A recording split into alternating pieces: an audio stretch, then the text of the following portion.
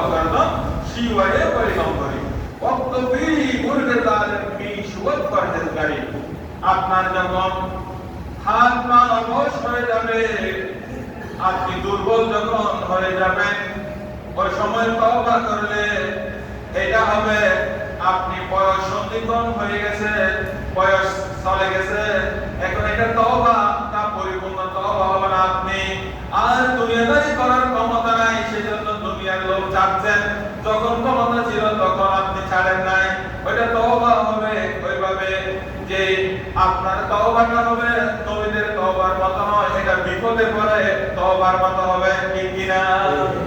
তখন তো আপনি এমনি তো কথা হাতে জোর নাই, পায়ে জোর নাই, তখন আপনি কি কিছু করার সুযোগ পাবেন? যাবেন না। এজন্য মনে রাখবেন, আপনি যে কোনো নামাজ দাঁড়িয়ে পড়লে আপনার যে সওয়াব, একই নামাজ বসে পড়লে তার অর্ধেক সওয়াব, তা কি? এবং ফরজ নামাজ ক্ষেত্রে একই, যে যতক্ষণ পর্যন্ত আপনি দাঁড়ানোর সুযোগ থাকবে দাঁড়িয়ে বললে তাহলে সওয়াব কি পাবেন? পুণ্য পাবেন। সওয়াব কি পাবেন? পুণ্য পাবেন। এবং যেমন আমরা যারা সুস্থ আছি, যারা নফল নামাজের মধ্যে অনেকে নফল নামাজ সুস্থ অবস্থায় বসে পড়ে, তো তার জন্য এখন মাসালা, সে বসে পড়ার কারণে সওয়াব পাবে কি? অর্ধেক সওয়াব পাবে কি? একই ব্যক্তি যদি দাঁড়ানোর নামাজে থাকে, নফল নামাজে দাঁড়িয়ে পড়ে, সওয়াব পাবে কি? পুরা সওয়াব পাবে কি? পুরা। প্রিয় বন্ধুরা আমার, আমি আমার আলোচনাটা আপনাদের মধ্যে আলোচনাটা রাখি। সে বাচ্চা দাকিয়ানুস যখন মুসলমান জাতির কে যখন উনি বয়কট করার জন্য, ওদেরকে কষ্ট দেওয়ার জন্য উনি যখন উঠে পড়ে লেগেছেন, তখন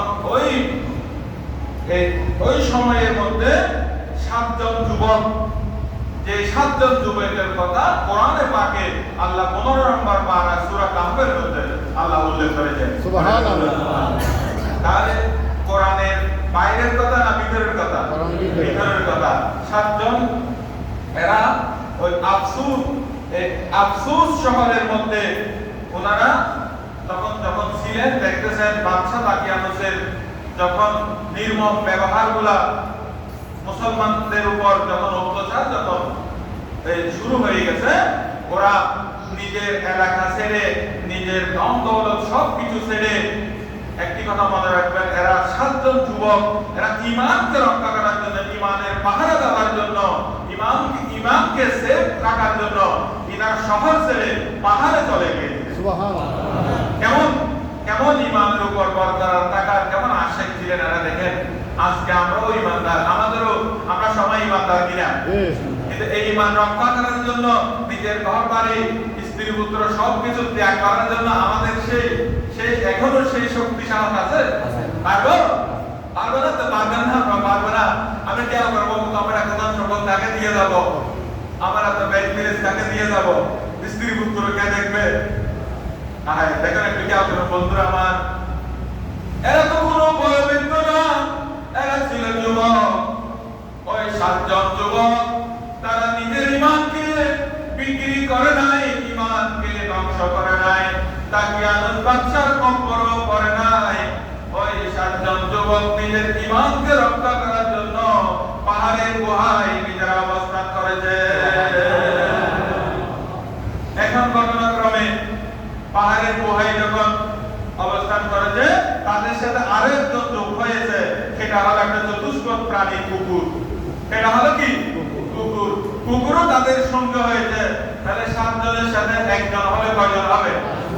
8 জন। এগুলা কি কোরআনের কথা না বাইরের কথা? কোরআনের 15 নম্বর পারা সূরা কাহফের মধ্যে আপনি উল্টে দেখবেন, সেখানে আল্লাহ তাআলা এই কথাগুলো এখানে লিখেছেন।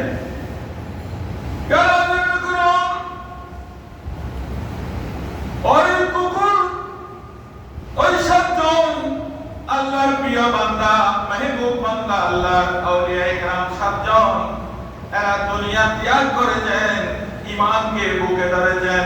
করে বলেন সুবহানাল্লাহ। এখানে আমাদের শিক্ষা আছে না নাই? আছে না নাই? আছে বন্ধুরা আমার। ওই 7 জনের সাথে একজন, যে 7 জনকে একসাথে বলা হয় আসহাবে কাহাফ। আসহাবে কাহাফ, এদের 7 জনের নাম আমার এখানে আছে। আজকের দিনেও যদি কোনখানে আগুন লেগে যায়, এই সাতজন আল্লাহর ওলিদের নাম লিখে যদি কাগজটা সেখানে নিক্ষেপ করে, তাহলে যত আগুনের প্রতি তার চেয়ে রক্ষা হওয়ার জন্য এটা একটা বড় উপায়। এই সাতজন ওলি আল্লাহর নাম যাদের ঘরে রাখবে, অনেকের ঘর বাড়ি দূর থেকে আছে, মালামাল দূরে রয়ে গেছে, চিন্তামগ্ন, এদের নাম যদি ঘরে রেখে আসে, ওদের ঘর বাড়ি ঢাকা চোর থেকে নিরাপদ থাকে। কারণ এরা আল্লাহর প্রিয় বান্দা, এরা আল্লাহর কি প্রিয় বান্দা, মাহবুব আল্লাহর ওলিরা, ওলি আল্লাহরা। বন্ধুরা আমার, সেই একজন কুকুর তাদের সঙ্গ হয়ে যান, আর ওই সাতজন ভক্তের ভিতর ইবাদত বندگی করতে লাগলেন। আর কুকুরটা গর্তের মুখের মধ্যে তাদেরকে দুই পা লম্বা করে টেনে দিয়ে তাদের পাহারাদার হয়ে গেছে। একটু মহব্বতে বলুন, সেই কুকুর কি ওই আসহাবে কাহাফের সাতজন আল্লাহর ওলি আল্লাহদের এই দুশমন হয়ে গেছে না দোস্ত হয়ে গেছে? এটা একটু বুঝতে হবে যে ওলি আল্লাহদের সাথে দুশমনি চলে না।